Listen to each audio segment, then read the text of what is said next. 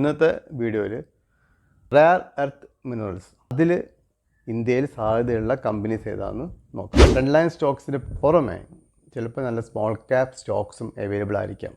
പെട്ടെന്ന് ആരും ഐഡൻറ്റിഫൈ ചെയ്യാത്ത സ്റ്റോക്ക്. ഈ ഫ്രണ്ട് ലൈൻ സ്റ്റോക്കിനെക്കാട്ടും 10 ഇരട്ടി റിട്ടേൺ കിട്ടാൻ സാധ്യതയുണ്ട്.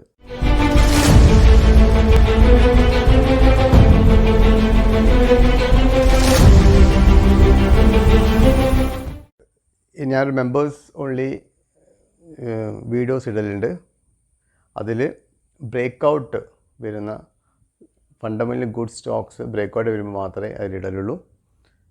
ന്യൂസ് ബേസ്ഡിലോ അല്ല ടെക്നിക്കലോ ഫണ്ടമെൻ്റൽസ് ഉള്ള സ്റ്റോക്ക് ബ്രേക്കൗട്ട് വരുമ്പോൾ അതായത് സ്വിംഗ് ബേസ്ഡ് സ്വിങ്ങിലെടുത്ത് 1-2 മാസം ഹോൾഡ് ചെയ്തിട്ട് ഒരു 10-12% കിട്ടിയാൽ കൊടുക്കാവുന്ന വിധത്തിലുള്ള സ്റ്റോക്സ് ഐഡൻറ്റിഫൈ ചെയ്താൽ ഇടുന്ന ചാനലാണ് മെമ്പേഴ്സ് ഓൺലി.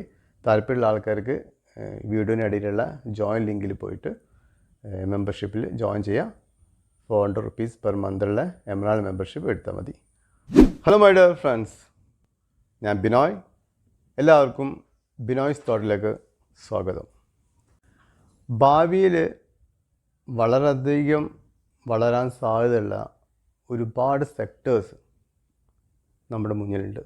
4-5 കൊല്ലം കൊണ്ട് വിചാരിക്കുന്നതിനേക്കാൾ കൂടുതൽ ഈ എല്ലാ സെക്ടേഴ്സും വളർന്നു പോകും. ഇപ്പം ചിന്തിക്കുമ്പോൾ വളരാൻ ഇത്രമാത്രം സ്കോപ്പ് ഉണ്ടോയെന്ന് വിചാരിക്കുമെങ്കിലും ഡെഫിനറ്റായിട്ടും നല്ല രീതിയിൽ വളരാൻ സാധ്യതയുള്ള സെക്ടേഴ്സ് ലിത്യം സ്പേസ്,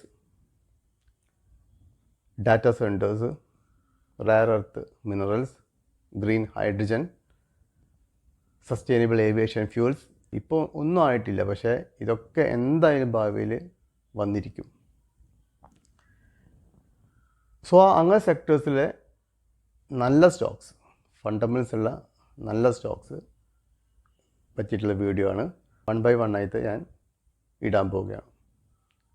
എല്ലാ സെക്ടേഴ്സിലും ഇതുപോലെ തന്നെ നാളത്തേക്ക് വളരാൻ സാധ്യതയുള്ള സെക്ടേഴ്സിൽ ഈ ഫ്രണ്ട് ലൈൻ സ്റ്റോക്സിന് പുറമെ ചിലപ്പോൾ നല്ല സ്മോൾ ക്യാപ് സ്റ്റോക്സും അവൈലബിൾ ആയിരിക്കാം. പെട്ടെന്ന് ആരും ഐഡൻറ്റിഫൈ ചെയ്യാത്ത സ്റ്റോക്ക്. ഇതിൽ ഈ ഫ്രണ്ട് ലൈൻ സ്റ്റോക്കിനെക്കാട്ടും 10 ഇരട്ടി റിട്ടേൺ കിട്ടാൻ സാധ്യതയുണ്ട്. അപ്പോൾ ആ ഓരോ സെക്ടറിൽ അങ്ങനത്തെ സ്റ്റോക്കും നോക്കി നോക്കാം. പക്ഷേ ഫസ്റ്റ് അതിലുള്ള ഫ്രണ്ട് ലൈൻ സ്റ്റോക്കിനാണ് ഞാൻ റെക്കമെൻഡ് ചെയ്യുന്നത്. സോ ഇന്നത്തെ വീഡിയോയിൽ റെയർ എർത്ത് മിനറൽസ് അതിൽ ഇന്ത്യയിൽ സാധ്യതയുള്ള കമ്പനീസ് ഏതാണെന്ന് നോക്കാം. റെയർ എർത്ത് മിനറൽസ് സെക്ടറിൽ ഇപ്പം ഒരു വലിയൊരു problems all over world face ചെയ്യുന്നുണ്ട്. കാരണം റെയർ എർത്ത് മിനറൽസിലെ 80% ചൈനയുടെ കയ്യിലുള്ളത്. സോ റീസെൻ്റ്ലി പറഞ്ഞു അവരിനി അത് എക്സ്പോർട്ട് ചെയ്യുന്നില്ല. ഈ റെയർ എർത്ത് മിനറൽസ് പല സെക്ടറിൻ്റെയും അതില്ലെങ്കിൽ മുന്നോട്ട് പോകില്ല. EV സെക്ടർ ആയിക്കോട്ടെ, ഇനി വിൻഡ് ടർബൈൻസ് ആയിക്കോട്ടെ, മൊബൈൽസ് ആയിക്കോട്ടെ, മിസൈൽ സിസ്റ്റം ആയിക്കോട്ടെ, എല്ലാത്തിലും ഉൾപ്പെടുത്തുന്ന സംഭവമാണ് ഈ റെയർ എർത്ത് മിനറൽസ്. ഉള്ള അറിവ് വെച്ച് പറയുകയാണ്, ഈ റെയർ എർത്ത് മിനറൽസ് പലതും നമ്മൾ അലൂമിനിയത്തിൽ നിന്ന് ബോക്സൈറ്റ് ഉണ്ടാക്കുമ്പോഴും റിഫൈനിങ്ങിൽ ഇൻ ബിറ്റ്വീൻ വരുന്ന ഒരുപാട് പ്രൊഡക്ട്സാണ്. ഈ സ്കാൻഡിയം, ഇത്രിയം എന്ന സംഭവങ്ങളൊക്കെയാണ് വരുന്നത്. പക്ഷെ ഇതിൽ ഇന്ത്യയിലും ഉണ്ട്, സാധ്യതയുണ്ട്. പക്ഷേ ഇന്ത്യ അത് എക്സ്പ്ലോർ ചെയ്തിട്ടില്ല. ഈ ചൈന എന്ന രാജ്യത്തിന് എല്ലാ മറ്റു രാജ്യങ്ങളും ഇതിൽ ഡിപ്പെൻഡൻ്റാണ്. സോ ഒരു രാജ്യം വളരുമ്പോൾ പിന്നെ ഇത് സപ്ലൈ ചെയ്തിട്ടില്ലെങ്കിൽ ഓട്ടോമാറ്റിക്കലി EVയിൽ ബാക്കോട്ട് വരും, വിൻഡ് ടർബൈൻസിൽ ബാക്കോട്ട് വരും, എല്ലാത്തിലും ഇന്ത്യ ബാക്കോട്ട് വരും. സോ അതിൻ്റെ ഭാഗമായിട്ടാണ് ചൈന ഇത് എക്സ്പോർട്ട് ചെയ്യില്ല എന്ന് പറയുന്നത്. ഇന്ത്യയിലേക്ക് എക്സ്പോർട്ട് ചെയ്യില്ല എന്നാണ് പറയുന്നത്. സോ ഇത് വലിയൊരു കൺസേൺ ആയിട്ട് ഇന്ത്യ മുന്നിൽ മാറിയിരിക്കുന്നു. സോ ഗവൺമെൻറ് ഡിസൈഡ് ചെയ്തു ഇവിടെ തന്നെ അത് മാക്സിമം എക്സ്പ്ലോർ ചെയ്തേ പറ്റൂ. റെയർ എർത്ത് മിനറൽസ് റിസർവ് ഉള്ള 3 വലിയ രാജ്യങ്ങളിൽ ഒന്ന് ഇന്ത്യയാണ്. പക്ഷേ അതിൻ്റെ 20% പോലും അതിൻ്റെ പൊട്ടൻഷ്യാലിറ്റി ഇന്ത്യക്ക് എക്സ്പ്ലോർ ചെയ്യാൻ പറ്റിയതില്ല. പക്ഷേ ഭാവിയിൽ ശ്രമിച്ചാൽ പറ്റും. പക്ഷേ ഇറ്റ് വിൽ ടേക്ക് ടൈം. എന്നിരുന്നാലും അതെന്തായാലും ചെയ്യാൻ വേണ്ടിയിട്ട് ഗവൺമെൻറ് തീരുമാനിച്ചിട്ടുണ്ട്. അതിൻ്റെ ഭാഗമായിട്ട് 1345 കോടിയുടെ സ്കീമാണ് റെയർ എർത്ത് മിനറൽസ് അല്ലെങ്കിൽ റെയർ എർത്ത് മാഗ്നറ്റ് എന്ന് പറയും പ്രൊഡക്ഷന് വേണ്ടിയിട്ട് മാറ്റിവെച്ചത്. സോ ഈ ഒരു സെക്ടറിൽ ഓൺലി ക്വസ്റ്റ്യൻ ഓഫ് ടൈം മാത്രമേ ഉള്ളൂ. ബാക്കി ഇതെന്ന് സംഭവിക്കുന്നത് മാത്രമേ ഉള്ളൂ. അതിന് കുറച്ച് മുൻകൂട്ടി അഡ്വാൻസ് ചെയ്തിട്ട് അത്രയും പേഷ്യൻസിന് ഹോൾഡ് ചെയ്യാൻ പറ്റുകയാണെങ്കിൽ ഇങ്ങനത്തെ കമ്പനീസിലേക്ക് പൊസിഷൻ എടുത്താൽ ഭാവി നല്ലൊരു റിട്ടേൺ കിട്ടാൻ സാധ്യതയുണ്ട്. ജസ്റ്റ് മാറ്റർ ഓഫ് ടൈം എന്ന് വേണമെങ്കിൽ പറയാം. ഇന്ത്യ പ്ലാൻ ചെയ്യുന്നത് 1500 ടൺ ഓഫ് ആനുവൽ കപ്പാസിറ്റിയാണ്. ഇതിന് വേണ്ടിയിട്ട് മിനിസ്ട്രി ഓഫ് ഹെവി ഇൻഡസ്ട്രീസും ഡിപ്പാർട്ട്മെൻറ്റ് ഓഫ് അറ്റോമിക് എനർജിയും കൂടെ ആണ് ഈ ഒരു പ്ലാൻ ലീഡ് ചെയ്യുന്നത്. ഈ ഒരു സ്പേസിൽ ഒരുപാട് ലിസ്റ്റഡ് കമ്പനീസ് ഉണ്ട്. പക്ഷേ ആക്ച്വലി ഡയറക്റ്റ്ലി ഇൻവോൾവ് ആണെന്ന് ചോദിച്ചാൽ അല്ല. അലൂമിനിയത്തിൻ സ്പേസിൽ, മൈനിങ് സ്പേസിൽ, റിഫൈനിങ് സ്പേസിലുള്ള കമ്പനീസിനാണ് ഇതിൽ ഓപ്പർച്യൂണിറ്റി വരുന്നത്. ഓൾറെഡി ലിസ്റ്റഡ് ഏതാ സ്റ്റോക്ക് എന്ന് പറയുകയാണെങ്കിൽ മൈനിങ്, എക്സ്പെഷ്യലി മൈനിങ് കമ്പനീസ് ആയിരിക്കും ഇതിൽ ഫേവറബിൾ ആയിട്ട് മാറാം. സോ ഇങ്ങനത്തെ കുറച്ച് കമ്പനീസിലെ ലിസ്റ്റ് എടുത്തിട്ട് അതിൽ ഒരുപാട് സ്റ്റോക്സ് ഉണ്ട്. NMDC ഉണ്ട്, സോണ കോംസ്റ്റോർ ഉണ്ട്, GMDC ഉണ്ട്, ഹിന്ദുസ്ഥാൻ കോപ്പർ ഉണ്ട്, ഹിന്ദുസ്ഥാൻ സിങ്ക് ഉണ്ട്, നാൽക്കോ ഉണ്ട്. അങ്ങനെ ഒരുപാട് സ്റ്റോക്സ് നമ്മുടെ മുന്നിലുണ്ട്. എനിക്ക് കുറച്ചും കൂടി ഫേവറായി തോന്നുന്ന 2 സ്റ്റോക്കാണ് ഞാൻ ഈ വീഡിയോയിൽ പറയുന്നത്. ഇന്ത്യ ഗവൺമെൻറ് $10 ബില്യൺ ഇൻസെൻറ്റീവ് സ്കീമാണ് ഡിക്ലെയർ ചെയ്തത്. അത് ഏറ്റവും അട്രാക്റ്റീവായിട്ട് കിട്ടാൻ പോകുന്ന സെക്ടേഴ്സ്, സ്റ്റോക്സും ഈ റിലേറ്റഡ് കമ്പനീസ് റിലേറ്റഡ് ആയിട്ടുള്ള ഫീൽഡ്സിലുള്ള സ്റ്റോക്സ് കമ്പനീസ് ആയിരിക്കാം. സോ ഈ ഗ്രൂപ്പ് ഓഫ് കമ്പനീസിൽ ഞാൻ എക്സ്പെക്ട് ചെയ്യുന്നത് ഇതിൽ ഏറ്റവും കൂടുതൽ മെച്ചം കിട്ടാൻ ഒരുപാട് ഈ ഹിന്ദുസ്ഥാൻ സിങ്ക് നല്ലതാണ്, ഹിന്ദുസ്ഥാൻ കോപ്പർ നല്ലതാണ്. ഇതൊക്കെ പുറമെ കോപ്പറിൻ്റെ ഒക്കെ പ്രൈസിന് ഭാവിയിൽ നന്നായി കൂടാൻ സാധ്യതയുണ്ട്. കോപ്പർ ഭയങ്കര സ്കാർസിറ്റിയാണ്. ഇപ്പം അലൂമിനിയം സ്കാർസിറ്റിയാണ്, കോപ്പർ സ്കാർസിറ്റിയാണ്, സിൽവർ സ്കാർസിറ്റിയാണ്. സോ ഡിമാൻഡ് ആണെങ്കിൽ 10 ഇരട്ടിയാണ്. അപ്പോൾ ഈ എല്ലാ ഫീൽഡിലും കമ്മോഡിറ്റി വൈസും കോപ്പറൊക്കെ വാങ്ങി വെക്കാം. ഇനിയിപ്പോൾ അതിൽ ഇൻവോൾവ് ആയ കമ്പനി ഹിന്ദുസ്ഥാൻ കോപ്പറൊക്കെ ഭാവിയിൽ നന്നായി കയറി പോകുന്ന സ്റ്റോക്കാണ്. പക്ഷേ റെയർ എർത്ത് മിനറൽസ് പ്രത്യേകിച്ച് വരുമ്പോൾ എനിക്ക് ഏറ്റവും ഫേവറേറ്റ് തോന്നുന്ന സ്റ്റോക്ക് ഒന്ന് GMDCയും മറ്റൊന്ന് നാൽക്കോ ആണ്. GMDC അവർ ക്രിറ്റിക്കൽ മിനറൽ ഡിവിഷൻ എന്ന് പറഞ്ഞിട്ട് അവർ ഒരു പ്ലാന്റ് സെറ്റപ്പ് ചെയ്യാനുള്ള പരിപാടിയിലാണ്. അതുപോലെ തന്നെ അവർ lithium, rare earth, copper, phosphate ഒക്കെ എക്സ്പ്ലോർ ചെയ്യാൻ ഉള്ള ഡിസിഷൻ എടുത്തിട്ടുണ്ട്. നാൽക്കോ പിന്നെ PSU ജോയിൻ്റായിട്ട് പാർട്ണർഷിപ്പിലാണിത് എക്സ്പ്ലോർ ചെയ്യാൻ തീരുമാനിച്ചത്. 14.5 ബില്യൻ്റെ ഇൻവെസ്റ്റ്മെൻറ്റ് പ്ലാൻസ് അടുത്ത 2 വർഷത്തേക്ക് അവർ ഓൾറെഡി പ്ലാൻ ചെയ്തിട്ടുണ്ട്. 2026 ആകുമ്പോഴേക്ക് 6 ബില്യൺ അതിലേക്ക് വേണ്ടി അലോക്ക് ചെയ്തിട്ടുണ്ട്.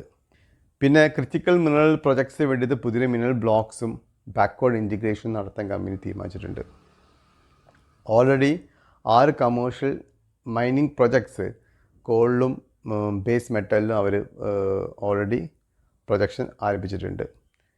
GMDC ഒരു പടി മുന്നിൽ ഈ സംഭവത്തിലേക്ക് മാത്രം ഇൻവോൾവ് ആയിട്ടും കയറിയിട്ടുണ്ട്. പ്രസൻറ്റ് വാല്യൂഷൻ കുറച്ച് ഹയർ ആണെങ്കിലും ഇതിന് ഈ ഒരു പെർട്ടിക്കുലർ സെക്ടറിലേക്ക് അഡ്വാൻസ്ഡ് ആയത് ഏർലി മൂവ് നടത്തിയ കമ്പനിയാണ് GMD. അതുകൊണ്ടാണ് ഞാൻ GMDCയിൽ ബെറ്റേക്കാൻ കാരണം. GMDCക്ക് മെയിൻ കണ്ട പോയിന്റ് ഇവരൊരു ഏർലി സ്റ്റെപ്പ് ആ ഒരു സെക്ടറിലേക്ക് വെച്ചിട്ട്. കാരണം ഇതൊരു 4-5 കൊല്ലം എടുത്തു കഴിഞ്ഞാൽ മാത്രമേ ഉള്ളൂ ഇത് ചൈനീസ് സെറ്റപ്പിൻ്റെ ഒരു പകുതിയെങ്കിലും ആവാൻ സാധിക്കുള്ളൂ. അതുകൊണ്ടാണ് ഇറ്റ് വിൽ ടേക്ക് ടൈം എന്ന് പറയുന്നത്. ഇത് പ്രസൻറ്റ് പ്രൈസ് 379 ആണ്.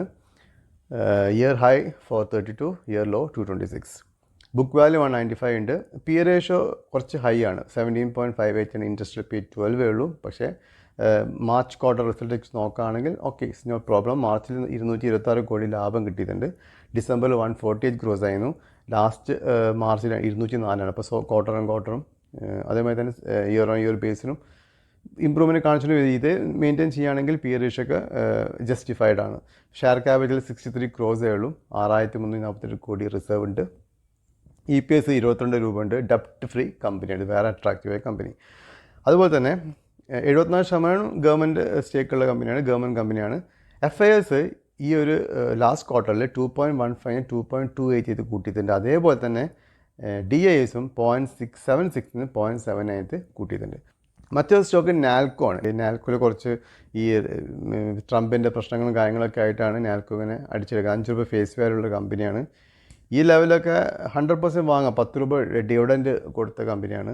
അലൂമിനിയത്തിൻ്റെ ബേസിൽ നോക്കിയാൽ തന്നെ നാൽക്കോ ഒരു ഗുഡ് ബൈ ആണ്. ഭാവിയിലേക്ക് നല്ല എന്തായാലും ഈ ലെവലിന് ഡബിൾ ആവുന്ന സ്റ്റോക്കാണ് നാൽക്കോ.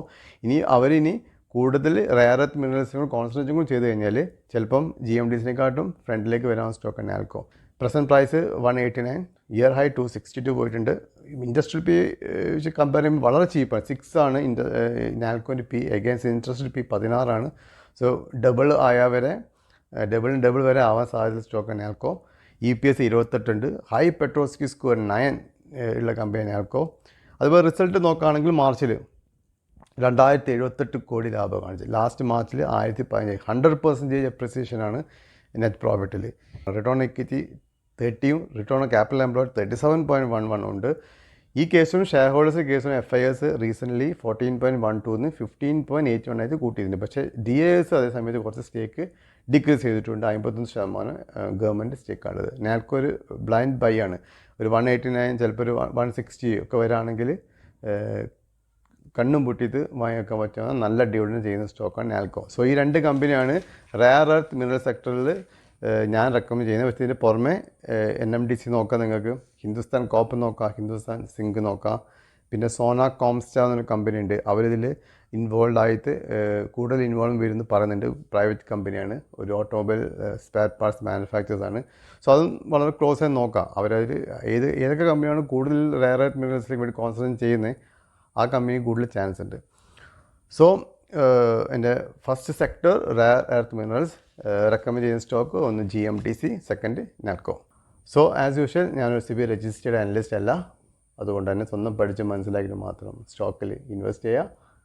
പുതുതായി ആരെങ്കിലും ചാനൽ കാണുന്നുണ്ടെങ്കിൽ സബ്സ്ക്രൈബ് ചെയ്യുക, മാക്സിമം എൻ്റെ വീഡിയോസ് ഫ്രണ്ട്സ് റിലീസ് അയച്ചു കൊടുക്കുക, ലൈക്ക് ചെയ്യുക, കമൻറ്റ് ചെയ്യുക. Thank you very much.